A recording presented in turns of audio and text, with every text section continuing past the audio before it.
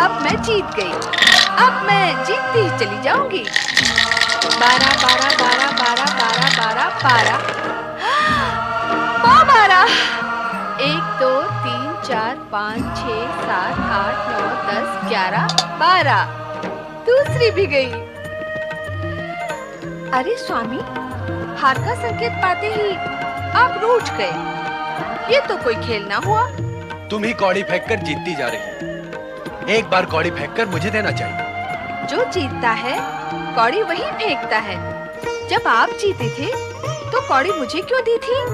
स्वयं क्यों नहीं फेंकी? यह हमारी उदारता थी जो हमने तुम्हें अवसर दिया, किंतु तुमने हमारी उदारता का अनुचित लाभ उठाया। खेल में उदारता महंगी पड़ती है। 12 12 12 12 12 12 लो स्वामी, आपकी तीसरी गोटी भी गई। मैं जीती और आप हारे। 3 बार मैं आपको हरा चुकी हूँ स्वामी। यदि अब आगे भी आपको खेलना हो तो मैं तैयार हूँ। देवी, तुमने हमारे साथ छल किया। छल करके ही तुम हमसे जीती। अब हम तुम्हारे साथ कभी नहीं खेलेंगे। मैं तो खेल भावना से ही खेलती रही हूँ, किंतु खेल में इस प्रकार रोष करना आपको शोभा नहीं देता स्वामी। तनिक सी जीत से तुम गर्व से भूल गई। गर्व में उन्मत्त होकर तुम ये भी भूल गई हो कि पति के साथ कैसा व्यवहार करना चाहिए। ऐसा मैंने क्या कह दिया है स्वामी? तो अब तुम्हें ये भी ज्ञात नहीं रहा कि तुमने क्या कहा है। भूल करने वाले को इस सत्य का ज्ञान यदि हो कि वो जो कर रहा है वो भूल है, तो वो कदापि ऐसा करे ही नहीं।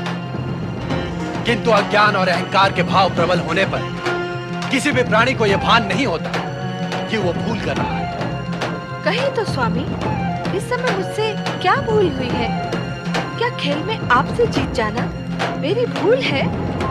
अपनी जीत की चर्चा करना क्या मेरी भूल है? इस समय हम तुमसे इस विषय में चर्चा करना उचित नहीं समझते। आप व्यर्थ ही व्यग्र हो रहे हैं स्वामी।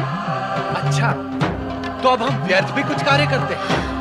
मेरा अभिप्राय यह नहीं है स्वामी। हम तुम्हारा अभिप्राय बहुत समय से समझ रहे हैं। तुम हमें बहलाने का प्रयत्न न करो। पति का मन बहलाने का अधिकार तो पत्नी का ही होता है स्वामी, और जगत जानता है कि मैं आपकी पत्नी हूँ। बस बस, इस समय ना तो हमें तुम्हारी मीठी मधुर बातें सुननी है और ना ही तुम्हारे साथ की आवश्यकता है। आपको मेरे साथ की आवश्यकता नहीं है तो फिर मैं इसी समय कैलाश छोड़कर अन्यत्र कहीं चली जाती हूँ। फिर आप मुझे ढूंढने की चेष्टा न करना। तुम सहज जा सकती हो। हम पहले भी तुम्हारे बिना अकेले रह चुके। तुम भली भांति जानती हो कि चुनौतीपूर्ण शब्द सुनना हमारे स्वभाव में नहीं। वैसे भी तुम्हारे साथ इतने समय तक रहकर हम अपनी स्वतंत्रता खो चुके थे। अच्छा ही हो, तुम्हारे जाने के पश्चात हम फिर से स्वतंत्र हो जाएंगे। स्वामी,